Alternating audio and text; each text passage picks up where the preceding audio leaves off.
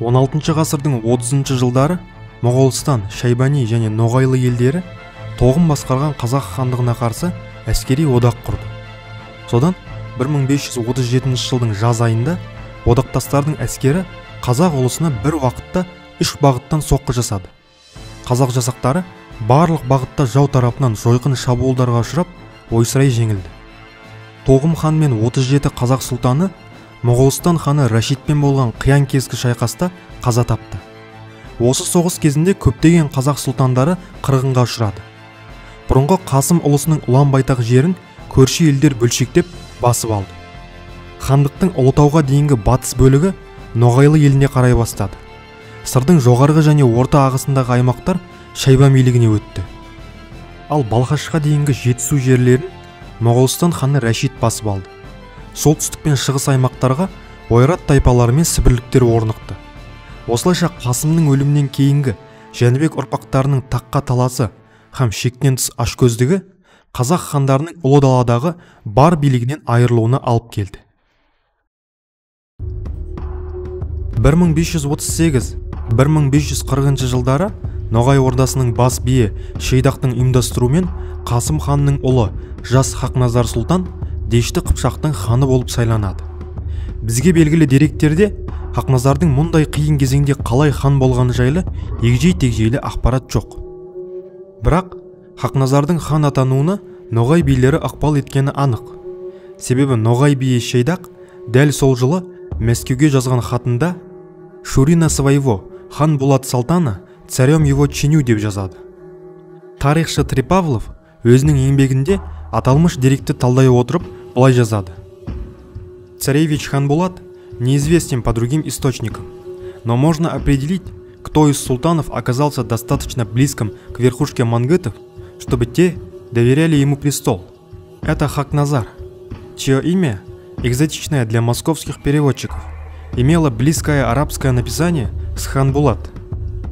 Бұған қоса, Мәскеу аудармашылары хан болатын сұлтан деген тіркесті хан Болат деп түсінген болуы мүмкін. Сондықтан жоғарыдағы деректе Хақназар емес, хан Болат деп аталса керек. Хақназар таққа отырған кезеңде Ноғай ордасы мен қазақ хандығы арасында соғыс қимылдары уақытша тоқтайды.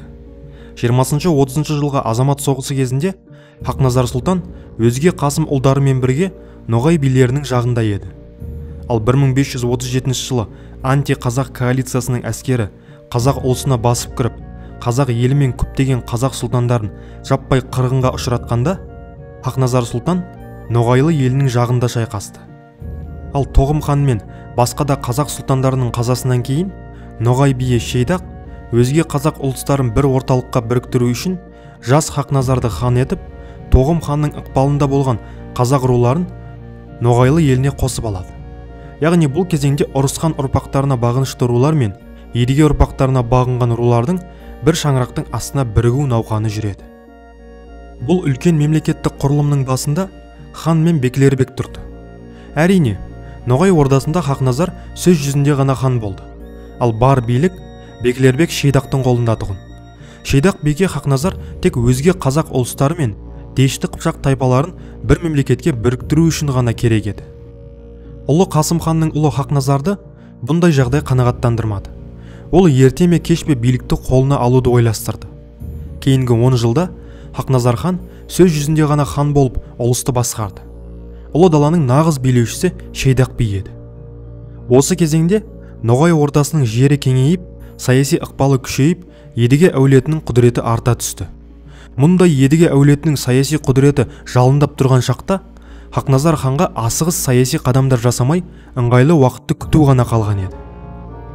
Сонымен 1549 жылы Ноғай ордасындағы бар билік Жүсіп бидің қолына өтті. Беклербек Жүсіпке Хақназардың тақта бұлай ұзақ отыруы ұнамады. Соңғы 10 жылда билік Хақназардың қолында болмаса да, жас билеуші Дешті Қыпшақта ерекше батырлығымен, көрегенділігімен ел арасына танылғанды. Міне осы себепті саяси күші күннен күнге артып жатқан Хақназарды Жүсіп би тез арада биліктен шеттетіп, басқа қуыршақ сұлтанды хан етіп сайлап, елді ары қарай басқаруды ойлады. Ал Хақназар болса, Беклербек Жүсіптің оны тақтан құлатып, өзге біреуді хан сайлағысы келетінін естіп, әрекетке көшудің уақыты жеткенін түсінеді. Осылайша Ноғай ордасының сөз жүзіндегі ханы Хақназар Жүсіпке қарсы шығып, өзін қолдайтын элита өкілдерін айналасына жинай бастайды. Бұл кезде Ноғайлы елінде Хақназар хан әжептәуір бедел жинап үлгерген болатын. Сол себепті ол қысқа уақыттың ішінде ықпалды рулардың қолдауына ие болып, қуатты әскер жасақтайды. Бұрын Қасым ханға бағынған Ноғай рулары Хақназардың жағына шығады. Осылайша Хақназар хан Ноғай мырзаларының ықпалынан шығып, көптеген ұлыстардың басында қуатты әскермен оралады. Сол себепті ол елге оралғанда өзге Жәнібек ұрпақтары Хақназарды еш қарсылықсыз хан ретінде мойындайды. Әскер жасақтап, өз жеке билігін нығайтып алған соң, азамат соғысы кезінде жоғалтқан жерлерді қайтаруды бастайды. 16 ғасырдың 50-ші жылдарында Хақназардың билігін шығыс Ноғайлы елінің билері мойындайды. Олардың жаздық жайылымдары Ембі мен Жайықтың арасында болса, қыстаулары Сырдың төменгі ағысында еді. Міне сондықтан олар қазақ ханына тәуелді болды. Хақназар олардың қыстауларын кез келген уақытта жайратып сала алатын мүмкіндігі бар еді. Осылайша 1560-1570 жылдары Хақназар хан шығыс Дешті Қыпшақты қайта біріктіріп, бұрынғы қазақ ұлысын қалпына келтіреді. Бірақ Хақназар ханға бұл жерлер аздық етті. Ол Ноғай мен Сібір хандықтарына қарайтын ұлыс тайпаларды өз хандығына қосқысы келді. Осы себепті 1568 жылы Хақназар батыс Ноғайларға қарсы соғыс ашады. Алайда Ноғай биі Дінахмет орыс патшасы Иван IV Грозныйдан көмек сұрап үлгереді. Оған дейін Ноғай мырзалары орыс әскерінен бірнеше ірі шайқаста жеңіліс тауып, Мәскеудің бодандығын қабылдаған болатын. Иван Грозныйды қазақ патшасы Хақназардың күшеюі қатты алаңдатты. Сондықтан ол Ноғайлыға көмекке шабуылдаушы жасақ аттандырды. Иван патша қазақ хандығының күшеюінен қатты сескенді. Өйткені Хақназар хан Сібір жерлері мен Қажы Тарханды жаулап алатын болса, оның ендігі мақсаты Қазан болатын еді. Ал Қазанды алатын болса, ары қарай әскерін Мәскеуге жылжытуы заңды еді. Орыс патшасы осыдан қорықты. Сол үшін Дінахмет биге мылтықпен қаруланған арнайы жасақты көмекке жіберді. Осы көмектің арқасында Ноғай билері Қажы Тарханды әзер дегенде қорғап қалды. Хақназар хан кішігірім шығынға ұшырап, Еділге дейін жетті. Сол жылы дәл Қажы Тарханның түбінде қыстап шықты. Қазақ ханының жорықтары Ноғайлар мен оның одақтасы Сібір ханы Көшімнің аса алаңдаушылығын туғызды. Бұл уақытта Сібір ханы Көшім де, Ноғай биі Дінахмет те Мәскеу патшасының боданы саналды. Көшім ханның 1570 жылы Иван Грозныйдың елшісіне берген жауабында қазақ патшасына қарсы әскер беруін сұрап, егер әскер бермесе қазақ ханы Сібірді жаулап алатынын және Иван IV-ге салық төлеу тоқтайтынын айтады. Көшім өзінің бұл жауабында ақ патша мен қазақ патшасын бір-біріне қарсы қоюға тырысып бағады. Шынымен де ол кезеңде қазақ хандығы халықаралық аренада Мәскеудің қарсыласы ретінде саналды. Алайда кейінгі оқиғалар желісі мүлде басқа арнаға жалғасты.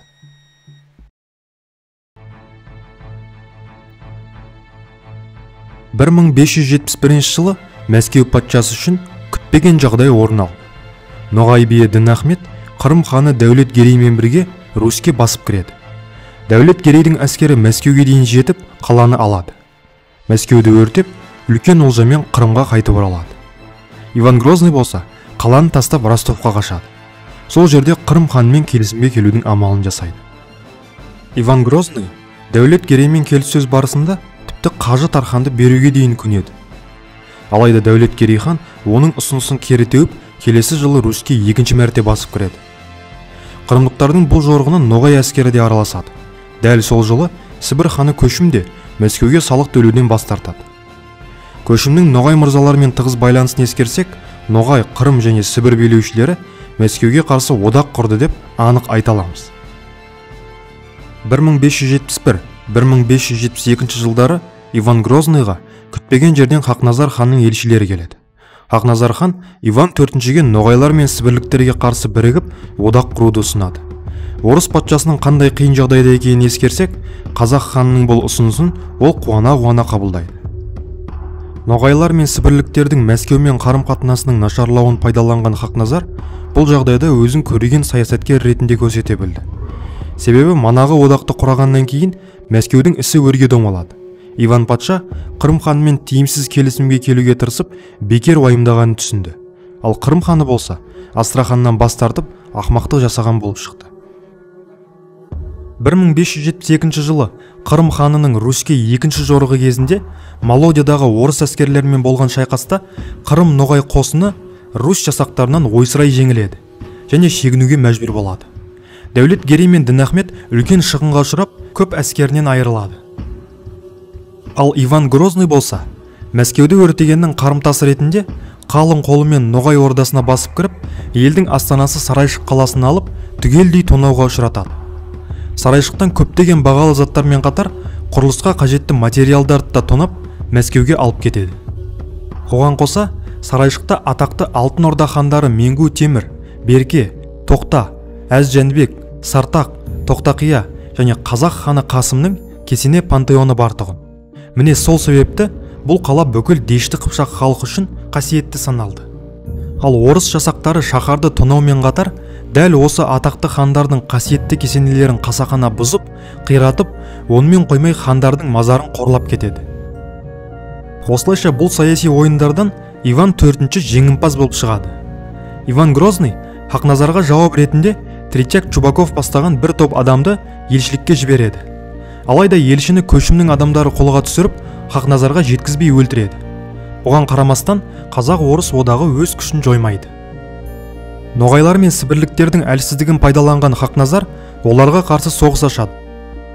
Хақназар әскери жорықтарының нәтижесінде башқұрт тайпаларының бір бөлігін бағындырып, башқұрт халқының жадында ұзақ уақыт бойы жағымсыз билеуші ретінде есте қалады. Хақназар хан осындай бірқатар ірі жорықтарының нәтижесінде елдің солтүстігі мен батысында жеңістерге жетіп, маңызды аймақтарды қайтарады. Хақназар ханның батыс пен солтүстіктегі жеңістерінен соң аймақтағы геосаяси жағдай бір қалыпқа келеді. Ендігі кезекте ол бар назарын оңтүстікке, Мәуереннахрға салады. Бұл уақытта Мәуереннахрда Әбілқайыр ұрпақтары Баба хан мен Абдолла хан арасында тақ үшін соғыс жүріп жатты. Мәуереннахр аумағынан береке кетіп, елде азамат соғысының оты лаулап тұрды. Хақназарға мемлекеттік аппараттың дұрыс жұмыс жасау үшін және хан қазынасын толтыру үшін қалалар керек болды. Себебі Қасым ханның кезінде Қазақ хандығына қараған Түркістан қалалары бұл кезде Шайбанилердің қолында, негізінен Баба ханның иелігінде тұғын. Сыр қалаларын және басқа да стратегиялық маңызды аймақтарды қайтару үшін Хақназар бұл қақтығысқа араласады. Хақназар хан Абдолланың тарапын таңдап, екі билеуші арасында Баба ханға қарсы және Мәуереннахрда азамат соғысын тоқтатуға бағытталған саяси әскери одақ құрылады. Келісім бойынша Хақназардың тарапынан көрсетілген әскери көмекке Абдолла Түркістан қалаларын қазақ хандарының билігіне өткізуі тиіс еді. 16 ғасырдың 70 жылдары болған бұл ұзақ әрі қанды соғыста Баба хан жеңіліске ұшырайды. 1579 жылға қарай Абдолла хан Мәуереннахрдың стратегиялық маңызы зор қалаларын өз бақылауына алады. Абдолланың мұндай сәтті әскери кампаниясы Хақназардың әскери көмегінің арқасында жүзеге асты. Алайда соғыстың нәтижесіне келгенде екі хан арасында келіспеушілік туады. Шайбан әміршісі Хақназардың саяси қолдауын кішігірім 4 ауылға бағалап, бастапқы одақтастық келісімді орындамайды. Абдолланың сатқындығы Хақназар ханның ызасын келтіреді. Себебі қазақ ханының бұл соғыстағы рөлін 4 ауылға бағалау оны мазақ еткенмен бірдей еді. Хақназар мен Абдолла арасында кикілжің бар екенін білген Баба хан аман қалуға мүмкіндік туғанын түсінеді. Ол тез арада Хақназармен келісімге келіп, оған Сауран мен Түркістан қалаларының кілтін табыстайды. Назар аударатын жайт, бұл екі қаланы Баба хан аванс, яғни алдын ала сыйақы ретінде берді.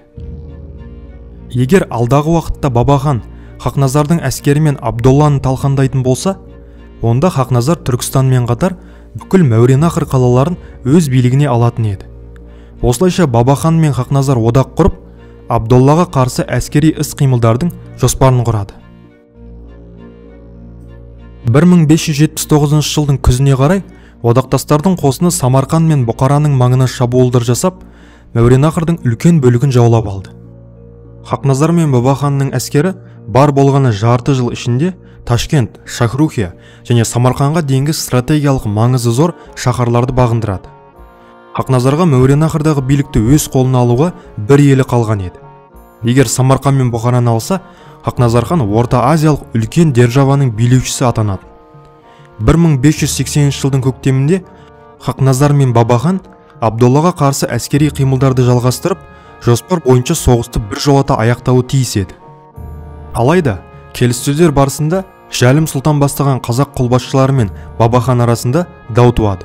Ортақ шешімге келе алмаған Жәлім сұлтан мен Бабахан даудың шешімін сұрап Хақназарға барады. Жәлім сұлтан мен оның адамдары жолға аттанарда, оларға Бабаханның адамдары тап береді. Қырғын кезінде қынынан қылышын шығарып үлгермеген Жәлім сұлтан, оның 2 баласы және Хақназардың қос ұлы аяусыз өлтіріледі. Көп қазақ тарихшылары бұл оқиғадан кейін Хақназарды Бабаханның адамдары өлтірді деген пікірді ұстанады. Алайда Шараф-наме-и Шахи еңбегінде ондай дерек жоқ. Аталмыш деректе Бабахан өзінің бір нөкеріне Хақназарды өлтіруге бұйрық бергені жайлы ғана айтылады. Ал бұйрық орындалды ма, жоқ па, ол жағы белгісіз. Ол туралы дерек жоқ. Сол заманғы оқиғалардың куәгері болған Қадырғали Бектің еңбегінде Хақназар ішкі талас тартыстың кесірінен қаза тапқандығы айтылады. Бір қызығы, Қадырғали Жалайыри ханды өлтірген адамның атын атамайды.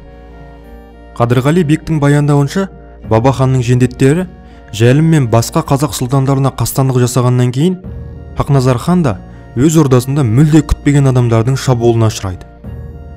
Негізінде Хақназарды марқұм Тоғым ханның ұлы Шығай сұлтан өлтірген болатын.